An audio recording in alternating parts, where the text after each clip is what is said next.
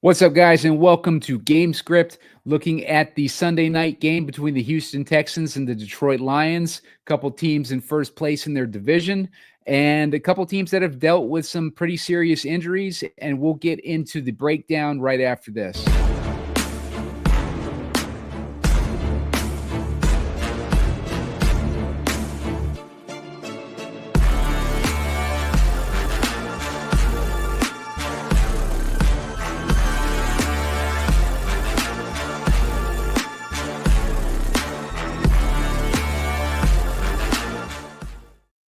What's up, guys? Simon Edwards at PumaCom here with Heatseeker Sports, and you're watching Gamescript. Tonight, we're breaking down the game between the Houston Texans and the Detroit Lions for Sunday Night Football. We're looking at a 48.5-point total. 3.5-point favorites are Detroit, and they're playing in Houston. So we get those home dogs tonight in a stadium. So, or not a stadium, in a dome tonight. So I'm joined today by Spread Astaire. He's here to break it down with me. Spread coming off of his win off of the Monday game, which we broke down together. Spread, what's going on, man? How's it going? Man, I'm excited to break down the Showdown slate. All those we talked about right before we started recording. A couple options. You know, when I suggested this game yesterday, I didn't think Collins was going to play at all. He missed practice yesterday. We're recording this on Friday. He's back in practice today. So now we're going to have to go over both those options. However, my original study into this game was with the idea that Collins would be out, and that could change everything.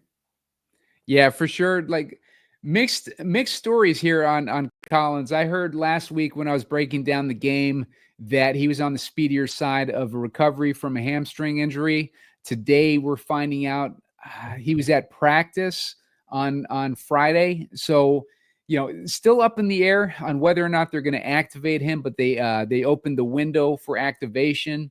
So we should know. When do you think they would announce it, Spread? Do you think they do it on Saturday or Sunday? I think it's going to be the pure game time decision, and we'll have to make some lineups and then adjust when we get that news. Might not even happen till our 4 o'clock slate is done. Yeah, oh, well, that's true. I mean, the good thing with it being a showdown slate is we don't have to worry about making any late swaps or anything like that. We're just really looking at this news heading into the game, so we know if we need to change him out of our lineups. We're not having to worry about missing out on other players in earlier games or anything like that. So that's the beauty of a showdown slate like this. In addition to Nico, we do have some other serious injuries on both of these teams. Obviously, Steph Diggs went to the IR. We got Will Anderson, who he hasn't practiced yet this week. I don't know if he practiced on Friday yet, but he hasn't practiced as of Friday afternoon. So if he's out, that's a big plus for Detroit's side too. And Detroit just picked up Zadarius Smith as well to kind of make up for that Aiden Hutchinson situation. So we got a lot of moving pieces in this one, Spread.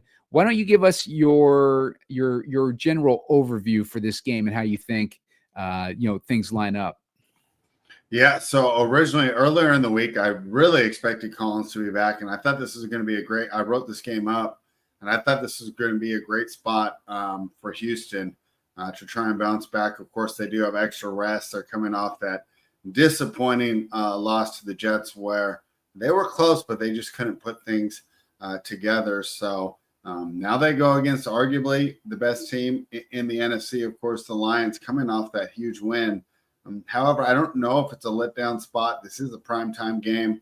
Maybe if it was tucked in the normal window there, the Lions might let down a little. But this being primetime, and we've seen this before with the Lions, especially I'm thinking back to the opening game of the season where their offensive line just completely handled it and was the difference in the game. So, boy, without Collins in there and now getting this Will Anderson news, a little tougher to back the Texans at 3.5. So just kind of like our lineups, I'm going to be holding off to go ahead and pull the trigger on that. I did expect Collins on Monday. Yesterday, I did not expect him. Now it's looking more likely, and who knows how many times his status will flip before they actually kick off If it is the Lions script, though, and I'll be looking forward to getting this in with you, Jahmyr Gibbs and David Montgomery. Of course, we did a showdown earlier this year with the Lions, and we talked about them, and both of them ended up being in the winning lineup.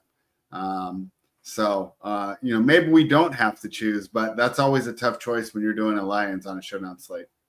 Yeah, for sure. A lot of weapons in this one, and that's what we get with Detroit. The thing with Detroit that's been interesting this season is that they've been hyper efficient, Jared Goff, in the passing game. So there hasn't been a lot of volume in the passing game for these guys, and they've been running the hell out of the ball. So a lot of these passing weapons on the Detroit side haven't seen the type of volume that we're used to as far as targets and everything like that, which makes it very difficult to pull the trigger on guys like Amon-Ra St. Brown and Jameson Williams, who is returning from suspension this week. He had a PED suspension, so we get him back. And I don't know, Spread. Let's dig into this. Let's dig into this player pool. But before we do that, make sure to hit the like button. Get us to 30 likes so we can put out a shorter video a little bit closer to lock. And make sure to subscribe to the channel. You're going to want to subscribe to the channel for when you can sign up for alerts for when the shows come out and when the shorts come out. And lately, YouTube, I don't know what the deal is, but they've been taking forever with these uploads on the shorts. If it is getting closer to lock, I usually put up my videos about an hour before lock. If you don't see it on YouTube, go over to TikTok, because TikTok, it uploads instantly. I don't know what's going on with YouTube's uploading of the shorts lately, but it's been taking an eternity, and they've been posting after lock. So I don't want you guys to miss it. Just check it out on TikTok if you don't see it up on YouTube. I put them up when I get those 30 likes, so make sure to hit the like button. Spread. Let's dig into this. Let's dig into this slate here. We want to do maybe a build first without Nico Collins. You said you like Detroit in this one, I believe. Or is that the way you're leaning? No, originally with Collins and Anderson back in, which is what I thought when I originally looked in this game on Tuesday, and I wrote it up on Tuesday for Odds Trader. I thought that I was going to be on the Texans. Yeah. However, it looks like Anderson's going to be out for sure, right? Let's see. He did not practice as of. I don't know if he practiced today. I don't think he was out there today, so I would be really surprised to see him out there. Let's do a Detroit Lions script, and we'll assume that Collins is out in this one. Okay. Yeah, that makes sense. So, on a Lions script, I think we start with the running back, because that's been the strength of this team, is their ability to run the ball. And if we're only going run one, we have to make the choice. But you can't ignore the idea of putting both Lions running backs in there. But a Lions running back captain, would you rather have Gibbs or Montgomery for this one? I think I would go with Gibbs. I think this favors more of a, because even without Nico, I kind of have a feeling this is a letdown spot for the Lions. And I think that if this game is going to be more competitive and potentially, like a Lions playing from behind scenario, I think I might go Gibbs over Montgomery, even if we're doing a Lions win type of build. All right. So we'll start with Jahmyr Gibbs. That gives us 36-2. What are your thoughts about Goff for this slate? So the issue I have with Goff is the hyper efficiency. He's been doing this on very little passing, but he still has the ability to put up upside. But listen to these numbers on Goff recently. Spread week 9 versus the Packers, 9.6 DraftKings points. Week 8 where they scored 52 points, he only had 15.5 DraftKings points. In a closer game against Minnesota, he had 18.8 DraftKings points. That would have been enough to get him in an optimal. If we do think it's a close game, then maybe he can put up a similar number to that in the 18 range. I'm trying to look at some of these other numbers here. He scored over 20 DraftKings points 1, 2, Twice. Twice so far. Yeah, exactly. So like if we think that he can put up one of those 27-point weeks, then maybe we can leave him in here. Yeah, I'd like to have him in here. Okay. You look at the two games, and they put up over 40 in the two games that he went over 20. Goff's currently leading the league in completion percentage. So you did talk about the hyper efficiency, and that's what we're seeing with him. And he's been spreading the ball around a lot, and we're getting a lot of dump offs to these backs. And if we start in the Gibbs captain slot, I like Goff here a little more because I think Gibbs gets more work out of the backfield here. So let's go Gibbs Goff. I want to talk to you about Amon-Ra St. Brown. Yeah. He's been, if you drafted him in the first round of best ball, he's been a disappointment. But overall, he's been a solid player, and I don't think we can ignore him. My question for you is, Simon, did they overprice him a tad here? Are you surprised to see him as the highest priced player on the slate? Yeah, $11K for Amon-Ra. The matchup's not bad for him because Houston's given up 16 DraftKings points a game to the slot. The thing with Houston's defense is they give up the deep ball more, and that might favor Jameson Williams a little bit more than Amon-Ra. But Jameson Williams coming back from suspension. Let's take a look at him real quick because he hasn't really done too much this season other than like week 1. I guess he had a couple weeks where he scored over 15 DraftKings points. But look at the targets, like 4 targets, 2 targets. We're basically, if you're putting in Williams, we're hoping that on 3 targets he can put up, like 18 DraftKings points or 20 DraftKings points. So Amon-Ra, we know, is going to get the volume. But the volume this year seems to be around like 6 to 8 targets, like with how efficient that they've been. I don't know, Spread. Do you think with cost of $11K, do you think it'll be worth it to try to take that chance on him? I think they've overpriced him. I mean, we're not going to take him out of our player pool completely, but for this first build, let's go ahead and leave him out. Jameson Williams, we talked about Xavier Worthy on Monday. Simon, doesn't it feel like the same play? It does. And hopefully he won't screw up like Worthy did and flip everything here. But he's a guy that can get you a lot of points on a small amount of targets. So he's also interesting. I don't mind Montgomery in here. And I also want to talk to you about Sam LaPorta, who has been a huge disappointment from a best ball perspective. The number 1 tight end overall. Last year, he was a target monster. This year, his highest amount of targets is 6, and that was when the Lions put up 52 points against the Tennessee Titans. Only 3 targets in the win last week. So, he's been getting things done when he gets the ball, but I don't know if it's the defenses actually knowing about him now and kind of game planning for him, or maybe, last year he was just a little better than he really is. However, he's been a tough click, but at only 6,200, I think we have to consider him because while I think the St. Brown's been overpriced, I think at 6,200, LaPorta has to be in serious consideration for us. Yeah, and let me run these by you too, Spread. Like as far as like the DraftKings points allowed, Texans have been only giving up 6.5 DraftKings points to the tight end position. So they've been pretty solid against the tight end. But, like you said, like it's 6,200. Like if you want to get a little different, I think maybe the ownership is depressed on LaPorta. He's shown us that he has the upside, but the problem is he's only had a couple weeks over 10 DraftKings points. Let's see if he's getting the opportunity though. 6 targets seems to be, like his highest amount in 4 out of the last or in 3 out of the last 4 weeks. He hasn't had more than 3 targets. No. All right. Well, maybe we leave him out of this build here. We've only got 2 players in. Yeah. So far.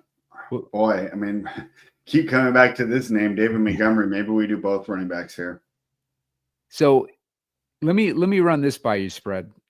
If we're gonna put both running backs in, I think they cannibalize obviously their upside a little bit. Let me check and see what the captain situation, because if we put them both in, we might not want to have one of them in the captain, but let me see if that has panned out in previous weeks where one has been able to be a captain without the other with the other showing up in the same lineup.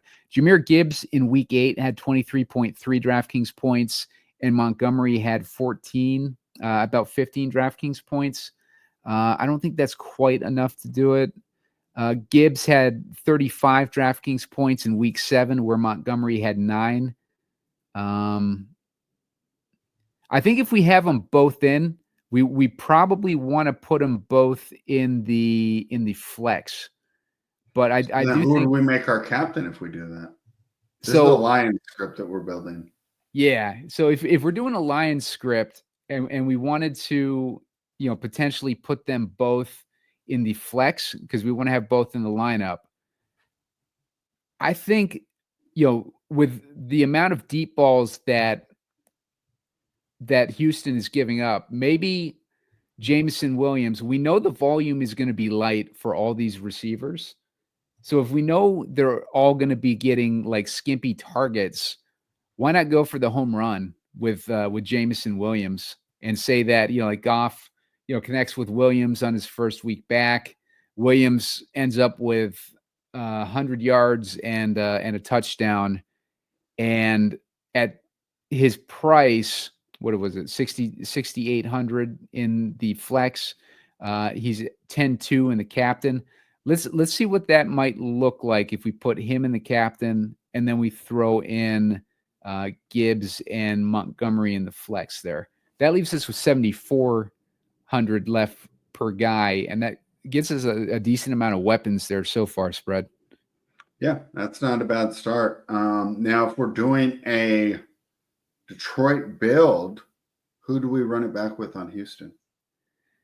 I think if we're running it back with anybody, let's see who has the best matchup here. From a matchup perspective, Houston's slot receiver would be in the best shape, but like the slot receivers aren't really anything in Houston. So maybe take Dell between Dell and Collins. If we're doing this first build without, assuming that Collins is out, then I think Dell is pretty much our best option at a run back because he's going to have a ton of volume in that scenario.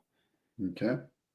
And Tank Dell, we saw him last week. I had him out of last week's lineup, and he ended up getting 21.6 DraftKings points. So I didn't think that he'd be able to pull it off against the Jets. Against that Jets defense, he had 9 targets for 126 yards. So he had a pretty big game against the solid defense last week. And Detroit is not even on the same level as the Jets as far as the passing defense goes. All right. So that's going to leave us 6,800 per guy. And if we're going Detroit, you want to put Goff in? I know you wanted him in earlier. Spread, we could throw him in there. Yeah, I just did that and I submitted it, and you'll see right where you land, and it's a pretty obvious landing spot. Gotcha. So we got the defense options. If we only have Dell in there, I guess the Lions would be probably the best one. Yep, because this is the Lions script. Yeah, for sure. Yeah, I mean, I think that builds itself pretty much. Spread, what do you think? Yeah, I like it. Do we want to try one more? Yeah. Lions script, and then we'll see where we end up. Cool. You lead the way on this one, Spread. I kind of took over that build with the Jameson Williams captain thing. No, I think that's great, and actually, I just submitted that one, and I like it a lot. So I'm trying to get back to it. So another Lions build that we can do. All right. Well, let's do one with Gibbs, but we'll leave Montgomery out. So let's have Gibbs as our captain. Let's go Goff. I still like St. Brown, but he's too expensive. We already built one with Williams. Now let's go LaPorta. So let's say you start Gibbs, Goff, LaPorta. Okay. We're sitting here at 20,000 on the next. is in our Lions script, do we want Tank Dell to be our automatic run back, or do you want to explore some different run backs here? I kind of like I like the Tank Dell direction. I don't have ownership on it yet. If I could see that, maybe Mixon was going to be super low owned or something like that, or lower owned than he should be, then I'd say that he would make a good option for us. I can't imagine his ownership being low. It's going to be average, or he's going to be overweight. And you can't ignore what Mixon's doing. And when we're looking at the showdown slate, because of his usage and how much Houston's going to need him, and even if we have this as a Lions script where they win, unless, it'd have to be something wild, right? Like a pick six or something to get them up 21-0. They're not going to abandon the run game. Mixon's an excellent blocker, so that means he gets third down reps. So for me, it's kind of hard to get away from Mixon. Simon, one of the keys last week, because I'm kind of building this out, and I just threw Dell and Mixon in there, was you, and I have to really thank you there, identifying, what was the young man named? Ryan Miller? Was that the $1,000 receiver that we had? Yeah. I'm looking through at the bottom here, Simon. No one's standing out to me. Tim Patrick, but he's 2,400 and he's got like 2 targets a week. I don't know if I want to pay 2,400 for 2 targets. Let's scroll down. If we want to go 5 studs and a throwaway, who's the best throwaway candidate here in this game? And I'm willing to go either side because I don't think our throwaways are really that script dependent. When you're going for 1,000 or 2,000, it's just 1 or 2 big plays. Is there anyone down here, if we scroll down to this 2,800 or lower range, that you're considering? If I was going 2,800 or lower, I think Khalif Raymond might be the best option in that range. Let's look at the snap counts that some of these Lions have been getting. We already talked about how they've been hyper efficient, so that's going to limit our volume on the Detroit guys. So we might want to consider a cheap Houston guy if we're considering cheap guys. But the problem is, Mechie is the only one that falls in that category, and he really has not been getting the volume. And like I said, we're still trying to figure out if Nico Collins is going to be back, and if he's back, then Mechie's out the window. But let's look at Detroit's snap counts here. I'm going to switch over to Fantasy Pros. So we're looking at Detroit. Last week, Khalif Raymond had 39% snap share. He had 31 the week before that. So he's been pretty consistent, over 30 since the bye. Amon-Ra obviously is going to get those big snap counts. Look at Tim Patrick, man. 77% snap counts in the last 2 weeks. They're integrating this dude pretty heavily after the bye, because before the bye, he was at 39, 50, 40. But that may also coincide with Jameson Williams being out, because Jameson Williams was suspended the last 2 games. And even with him getting all those snaps, he's not getting targeted. His highest amount of targets came in week 6, and that was 3 against Dallas. One thing we'll give him credit for, though, is he seems to be taking advantage of all his targets. Everything that's going to him is a catch. I don't know if that says more about him or Goff. Yeah, I was considering him. If he does that, I will have to switch things up here a little bit. What I'd probably have to do is take out, let's take out LaPorta. Let's put in Lions defense. Now we can afford Khalif Raymond or Tim Patrick. If we came down to those 2, who would you prefer? I'd say Patrick, because if you look, even when Williams was in the game, Patrick had 44 versus 35 for Raymond. Patrick had 53 versus 28 for Raymond. I think they like Raymond better as a special teams guy, so maybe Patrick would be the lean there. And we talked about this that last show that we did on Detroit, where Tim Patrick just kind of embodies that grit mentality that Detroit has. So the coaches love this guy, right? Mm-hmm. And he's kind of that gritty guy, journeyman. Not even really a journeyman. He was with Denver for many years, and he just kept getting hurt. And finally, they just cut bait on him. But he was a solid receiver, and he used to impress every year in training camp. And they really wanted to integrate him into that offense. He just couldn't stay healthy until they finally just had to give up on him. And so far with Detroit, they've when you watch the games, like these numbers don't really tell the story that we're seeing in the games, because when Tim Patrick gets a target, he's fighting for the catch. Like he's just one of those players that like it's tough, and that's the type of guy that Detroit kind of gravitates towards. So Tim Patrick at 2,400 is maybe one of the better options down in this price range. I take him over Khalif Raymond, basically. Fair enough. I just threw him in there, and we finished up our second one. Do we want to explore another Detroit build, or are you ready to switch over to Houston? Let's see. Just so I can catch up with you, spread. You had Gibbs, Goff, LaPorta. No, I took LaPorta out to get Patrick in there.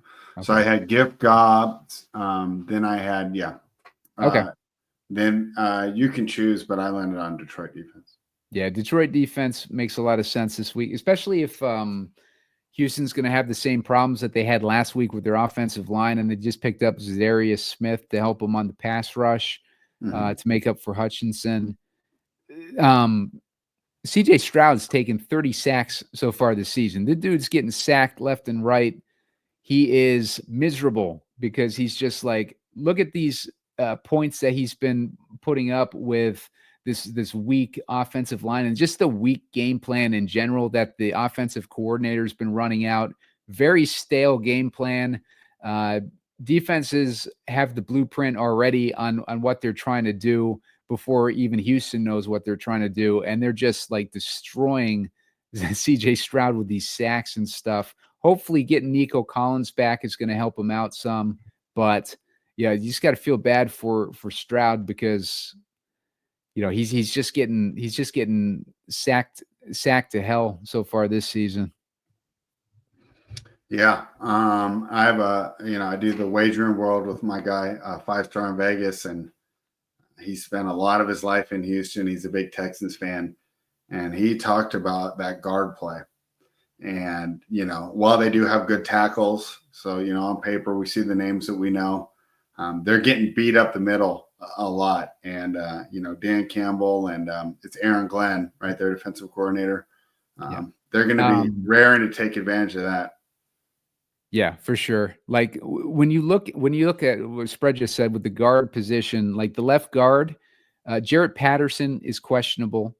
Kenyon Green is out. Jalen Thomas is out. There's no depth at that left guard. It's only Patterson who's banged up and Kendrick Green.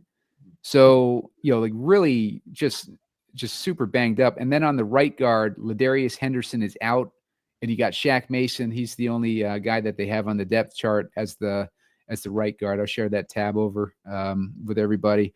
You get an idea of just how banged up they are at the guard position, and just what Spread was mentioning with his friend talking about the weak guards. Like this is a depiction of that right here. You just look at all the damage that's been done, and this is the kind of stuff that you want to look at when you're trying to figure out if it's going to be like a Detroit defense day or something like that. When you see this much damage done to an offensive line, this gives you a good signal on top of the 30 sacks that CJ Stroud has taken. So I do like the Detroit defense too this week. All right, fair enough. Do you want to start building a Texans build? Yeah, let's do a Texans build.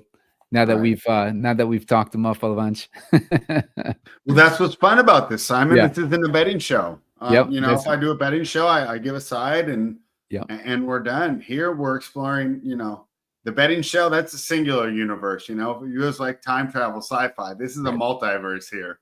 Exactly. There's plenty of different ways that this could end up. And Simon, I'll tell you what, there's a player that I'm looking at to start with, and it's been the rock of the Texans offense all year. And I know he's going to be chalky. But however, I got to start building with Joe Mixon as my captain. Yeah, I like it. Like Joe Mixon.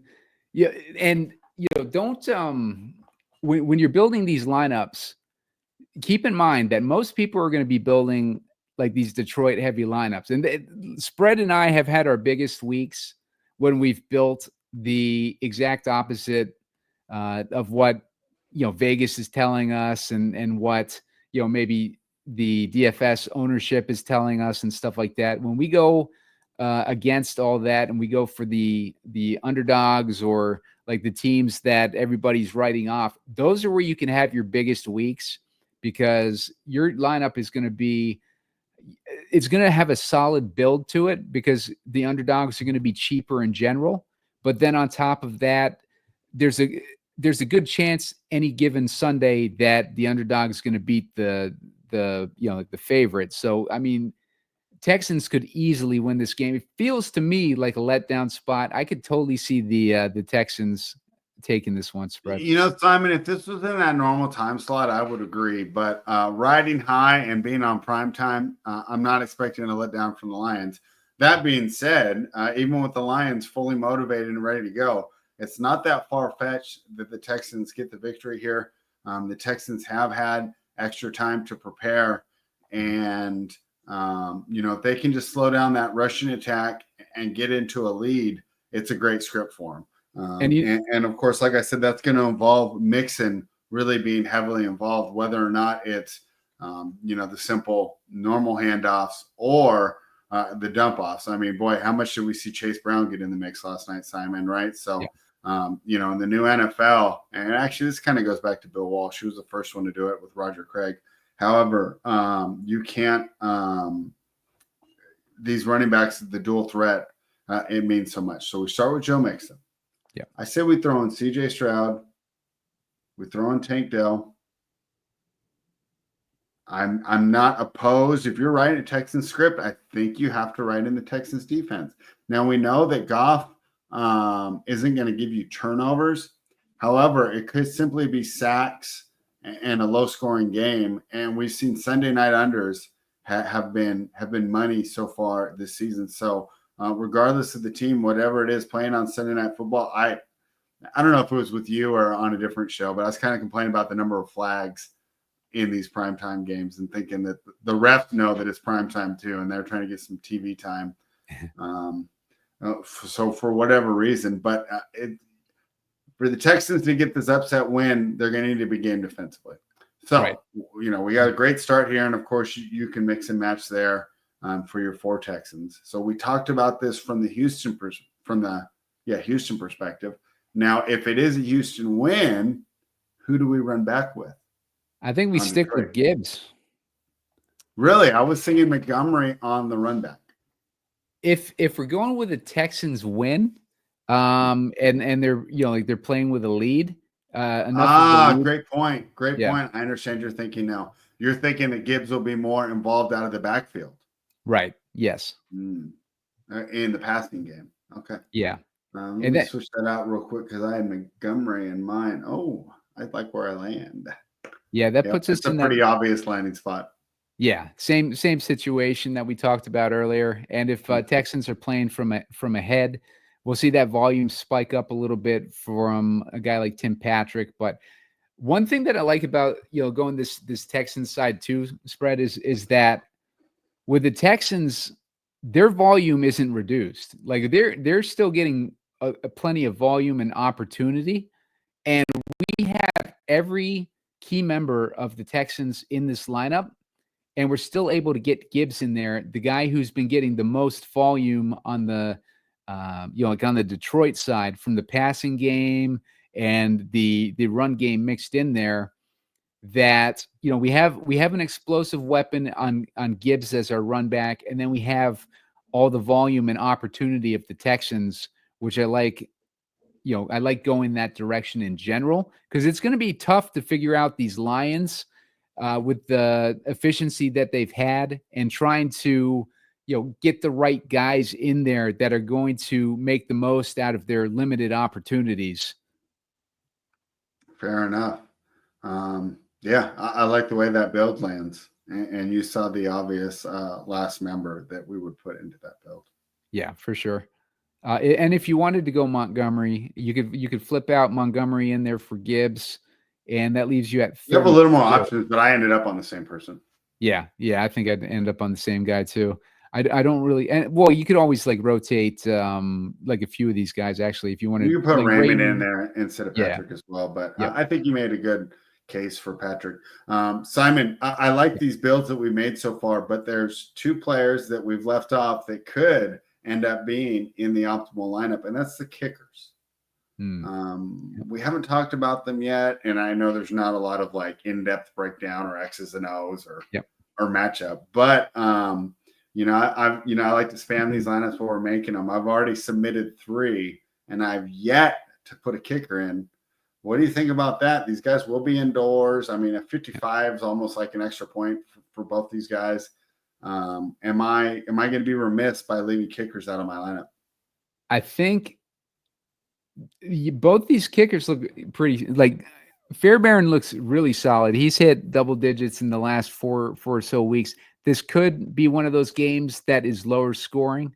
We've talked about the efficiency of the Lions all game. That's been a huge storyline this entire season. And you know that regression is coming when a story gets pushed that much into the conscious of DFS lineup creators, that at some point, like that efficiency is going to take a turn for the worst. And, like one of these defenses is going to stop Goff, and maybe on that limited volume, they're getting stalled out in the red zone or something like that. That sets up Bates here. Bates has been pretty good. Look at, like, he's had a 19-point game against Dallas. He had a 12-point game against Tennessee, and that 10-point game against Tampa. So he has the upside. He's at 5K. I think that Detroit should be able to move the ball. Potential that they could get stalled out in the red zone. We also got that D'Amico Ryans offensive or defensive minded head coach on the other side. So maybe a more defensive minded team that they're facing off on Sunday night. The defense steps up on this one and limits them from touchdowns. I mean, watching the Sunday night game, I didn't think the defense was the issue.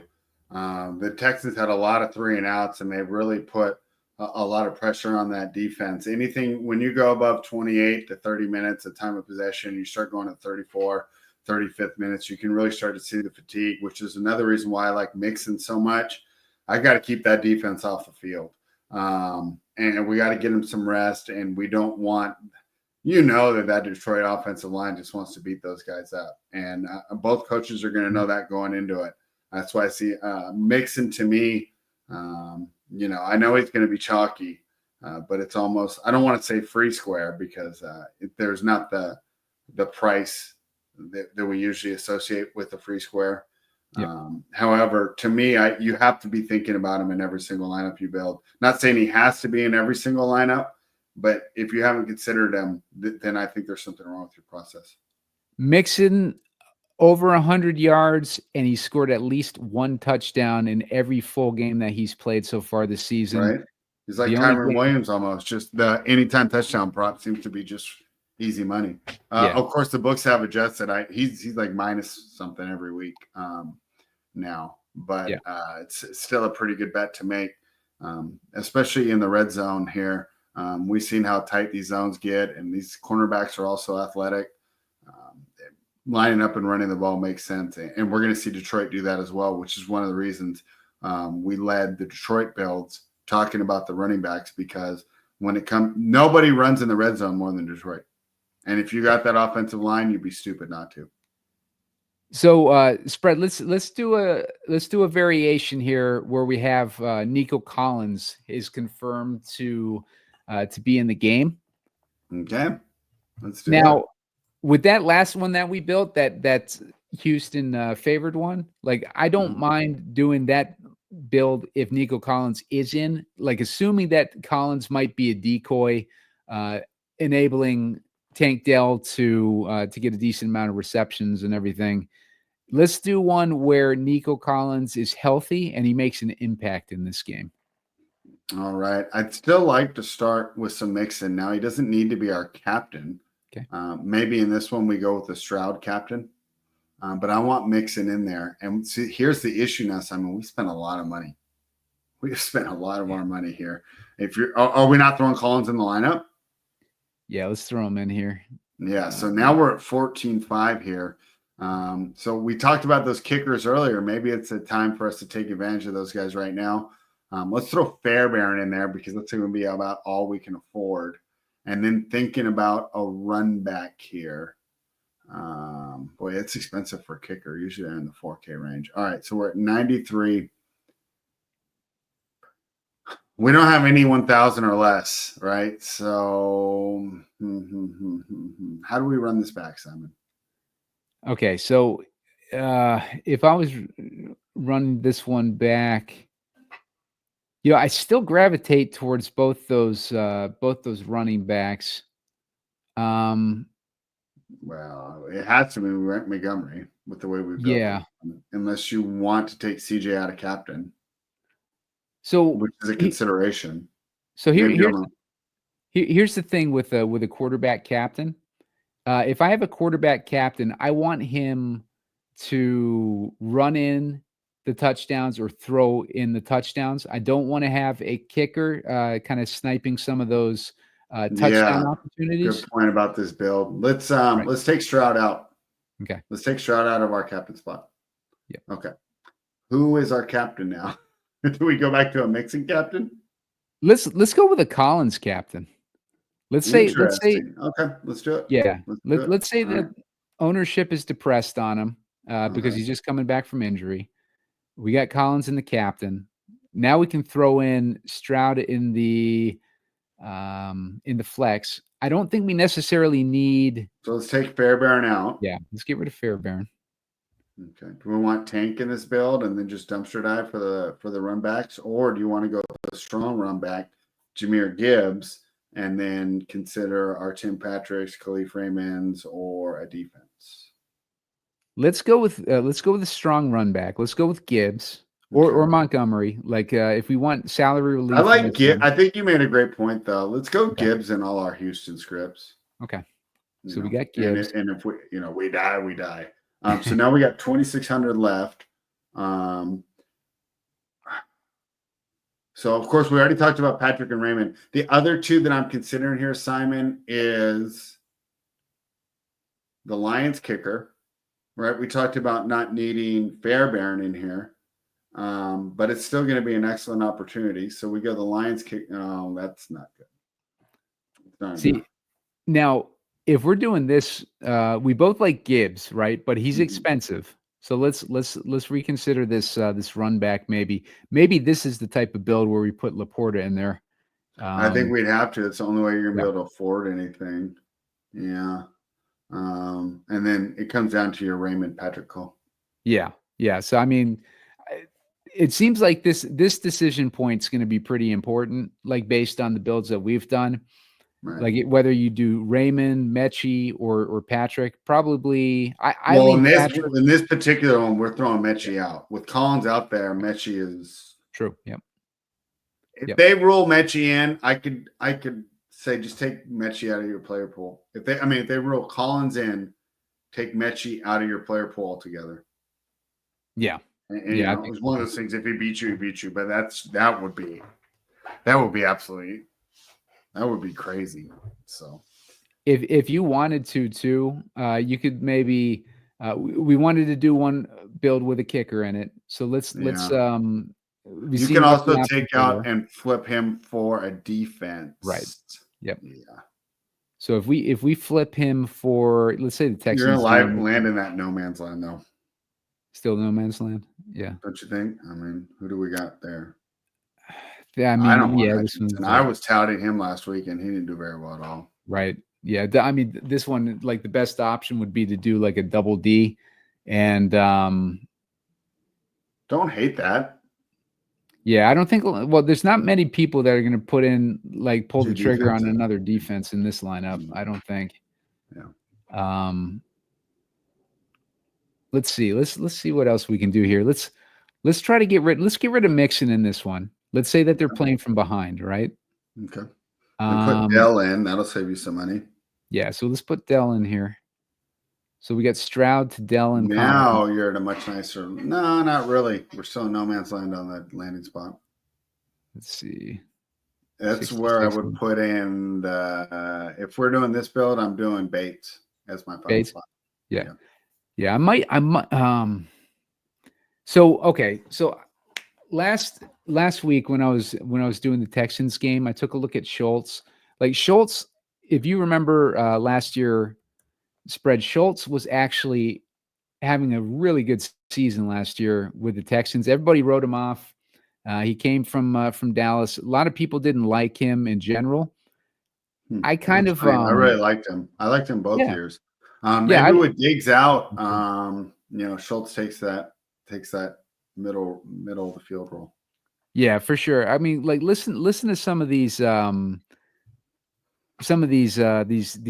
totals that he got last year when he didn't have to deal with the the situation with Diggs on the lineup. 65 yards and 1 touchdown, 61 yards and 1 touchdown, 130 yards and a touchdown, 71 yards, 32 yards. He was scoring a lot. He hasn't scored a touchdown all season this year. He is he's about as due as you can get for a touchdown, like if you consider that stuff. But we're going into week 10. He doesn't have a touchdown yet for Dalton Schultz, and he's at 5,600. He falls into that situation. Like if you wanted to take Tank Dell out and put Dalton Schultz in, let's say that the wide receivers.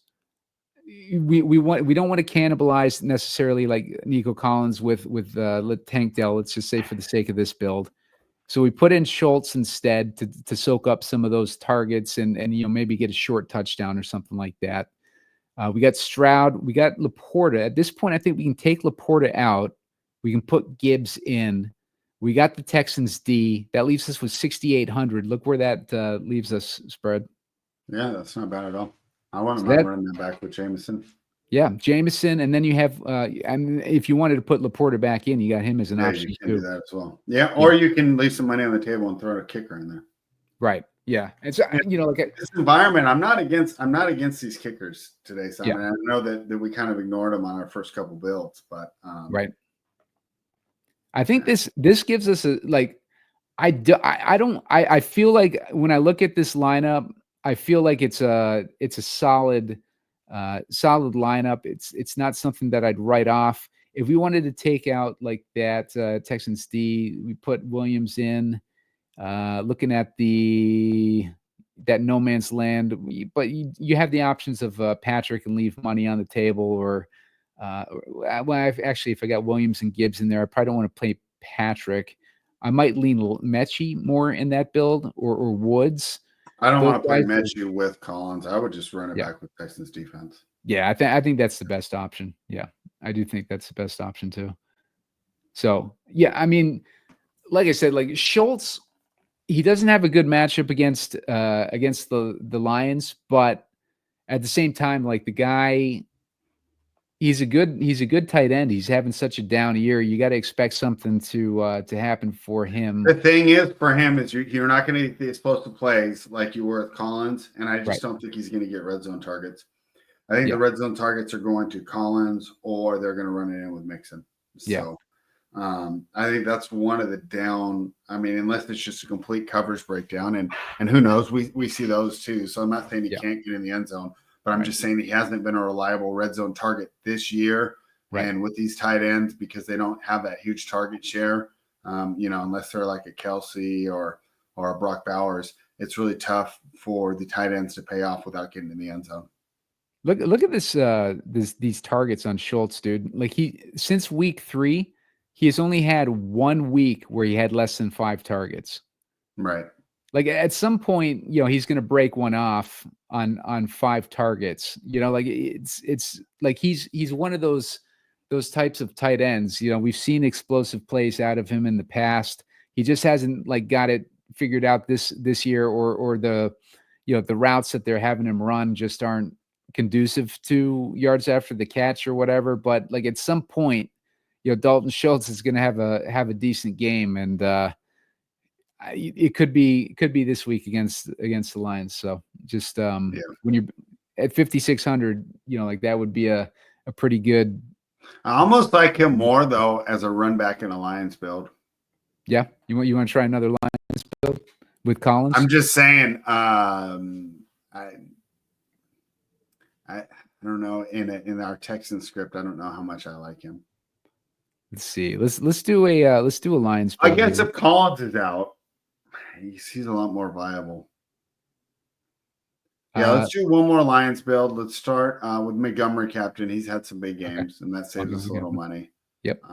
We just talked about Schultz, so let's just throw him in there. Okay. Let's show him. Oh, you're putting Collins in there? Yeah. I want to do a Lions with Collins, but I like Schultz in the lineup too with Collins. Okay. Maybe some turnovers, maybe a Lions defense because we're going to need some money. Okay. Maybe in this one we do Fairbairn because we're not going to throw CJ in here, right? Okay. Now we got plenty of options. Well, we left too much money on the table here. Let's see. Let's take Fairbairn out because we got. I was going to say let's take Lions defense out and leave Fairbairn in. Okay. Fairbairn. It's going to leave us with 16.9, and if now we got some good options here. And this is a Lions build, right? So you can throw Gibbs in and just do the double running back. Although I know you like that as the captain, but let's just do it anyways. Let's assume that Montgomery gets just the red zone work, but Gibbs does the rest of it. Then we're landing on 77, Jameson or LaPorta. And I'm fine with either of those options. Yeah, I am too. I think that puts us in a decent spot. We got both running backs. We got a pass catcher from Detroit, and then we're running it back with like a decent amount of the passing work on the Houston side. We got Nico Collins, who's going to get the long catches and the PPR, and maybe he scores a touchdown. But he doesn't break the bank because he's not in the captain spot. He does enough to get in the optimal. And then Schultz, Schultz has his breakout game in this one, and then like everything else just kind of falls in our direction. All right, man, this is gonna be a fun game. But if you're traveling on Sunday, I don't know if you can tail these lineups because that Collins news is going to mean a lot. So I think we did a good job of exploring both the options with him in and out of the lineup. And I think that's key when you're dealing with some of these showdowns, Simon. You're not going to have time. Like I said, he might not be ruled in or out till they're on that warm-up field. Right. So you don't want to be scrambling at that point. You want to know your game plan for each situation. And I think we've done a good job so that instantly you see that Collins news and you know which lineups you're going for. You know which players you're targeting, because we've talked about that already. So I think we got the people set up here, Simon. So regardless of which way that news goes down, you're going to be able to build a quality lineup. Yeah. I think we got a bunch of good directions there. We got both sides covered. Keep in mind with the Houston side, like I said, like the ownership is going to probably be leaning towards the Detroit side.